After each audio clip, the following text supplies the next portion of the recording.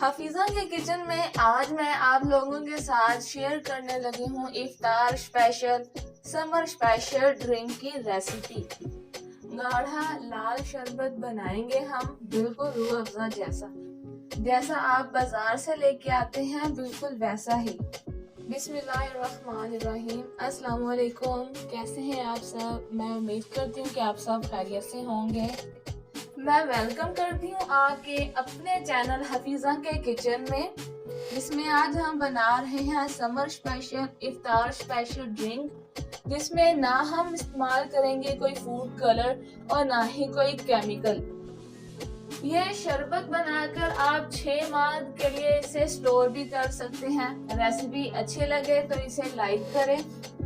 تو ریڈ شربت بنانے کے لیے میں استعمال کروں گی گلاب کی پتیاں۔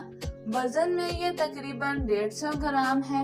تو ہم شربت بنانے کے لیے پہلے ان پتیوں کو صاف کر لیں گے۔ ان میں سے ہم سڑی ہوئی پتیاں نکال لیں گے اور پھول کے درمیان میں جو حصہ ہوتا ہے ہم اسے بھی نکال لیں گے۔ ہم پتیوں کو اچھے سے صاف کر لیں گے۔ تازی بالکل فریش پتیوں کا ہم استعمال کریں گے شربت بنانے کے لیے۔ تو سب سے پہلے ہم ان پتیوں کو دھو لیں گے تاکہ کوئی گرد و غبار ان پر لگی ہو تو وہ اتر جائے۔ 2 سے 3 دفعہ پانی ڈال کر ہم ان پتیوں کو اچھے سے دھو لیں گے۔ بالکل صاف شفاف گلاب کی پتیاں ہمارے پاس آ جائیں گی دھونے کے بعد۔ اب اس شربت کو بنانے کے لیے میں کڑاہی کا استعمال کروں گی۔ یہ بات یاد رکھیں گے، لال شربت کو بنانے کے لیے ہم نان اسٹک کی کڑاہی کا استعمال نہیں کریں گے۔ ان پتیوں کو میں اس کڑاہی میں ڈال دوں گی اور اس میں میں جو پانی کی میجرمنٹ رکھوں گی وہ آپ دھیان سے دیکھیں۔ تقریباً میں نے اس میں ½ کلو پانی کا استعمال کیا ہے، یعنی کہ 2 کپ میں نے اس میں پانی ڈالا ہے۔ یہاں پر آپ پانی کا کلر دیکھ سکتے ہیں کہ بالکل سفید کلر کا پانی ہے، لیکن جب ہم ان پتیوں کو ایک بوائل دلا دیں گے تو پانی کا کلر جو ہے وہ چینج ہو جائے گا۔ ہلکا ریڈ کلر کا یہ پانی ہو گیا ہے، پتیوں نے اپنا کلر جو ہے وہ چھوڑ دیا ہے، پانی کا رنگ ہلکا گلابی ہو گیا ہے۔ ہم ان پتیوں کو تقریباً 10 منٹ کے لیے ایسے ہی پانی میں پکنے دیں گے۔ چلے اس سٹیج پر میں آپ کو گلاب کی پتیوں میں ڈفرنٹ دکھاتی ہوں کہ ہم نے گلاب کی پتیاں کس کلر میں ڈالی تھی اور یہ بالکل ہلکے کلر میں ہو گئی ہیں۔ بالکل فریش پتیاں ہم نے استعمال کی تھی۔ اب ہم سٹینر کی مدد سے پتیاں اندر نکال لیں گے اور ہم یہاں پر استعمال کریں گے ارک گلاب، جو ہم نے ابھی پتیوں سے تازہ ارک نکالا ہے، اسی سے ہم آج لال شربت بنائیں گے۔ اسی کڑاہی میں نے ارک کو ڈال دیا ہے۔ اب میں اس میں شامل کروں گی ½ کلو چینی، یعنی کہ 2 کپ چینی کا استعمال کروں گی میں اس میں، اور اسے پکنے دیں گے۔ فلیم ہم یہاں پر میڈیم ٹو لو رکھیں گے کہ جب تک چینی مکس ہوتی ہے ہم چقندر کٹ کرتے ہیں، کیونکہ میں اس میں کوئی فوڈ کلر کا استعمال نہیں کر رہی۔ اس میں 1 عدد چقندر کا استعمال کروں گی۔ چقندر کے استعمال سے کلر بھی اچھا آئے گا اور صحت کے لیے بھی مفید ہوگا۔ تو میں یہاں پر استعمال کر رہی ہوں 1 درمیانے سائز کا چقندر۔ اس کو میں نے چھیل لیا ہے اور اسے اب چھوٹے چھوٹے پیسز میں کٹ کر لوں گی۔ چھوٹے پیسز میں کرنے کے بعد اس کا میں ایک اچھا سا پیسٹ بنا لوں گی۔ کسی بھی مکسی جار میں اسے ڈال کر ½ کپ پانی استعمال کر کے اس کا میں اچھا سا پیسٹ تیار کر لوں گی۔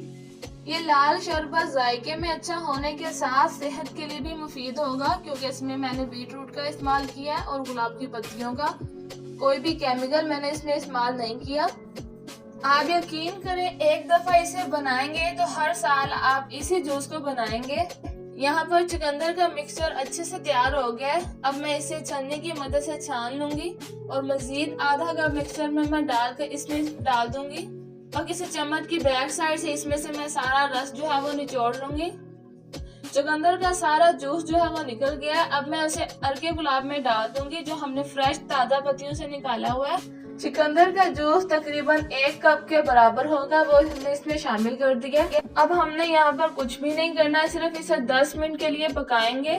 یہاں پر 10 منٹ مجھے ہو چکے ہیں جوس کو پکاتے ہوئے۔ اس کے اوپر جو جھاگ آئے گی اسے چھلنی کی مدد سے ریموو کر دیں گے۔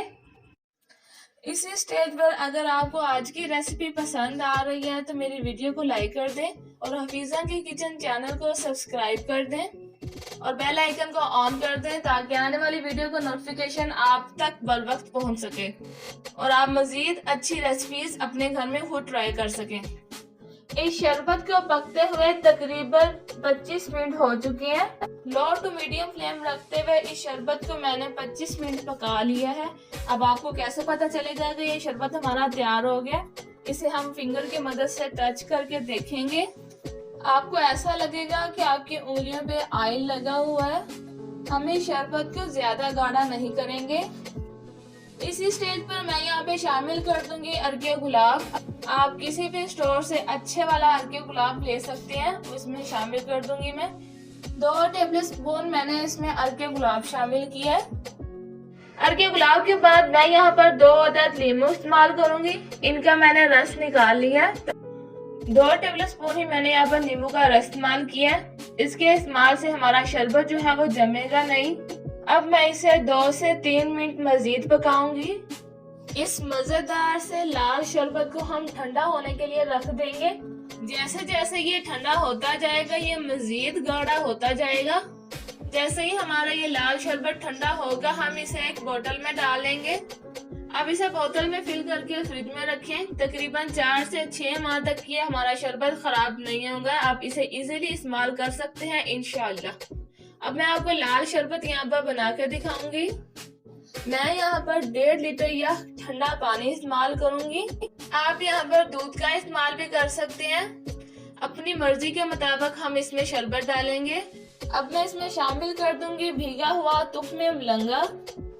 माशाल्लाह से ये बहुत ही खूबसूरत लग रहा है।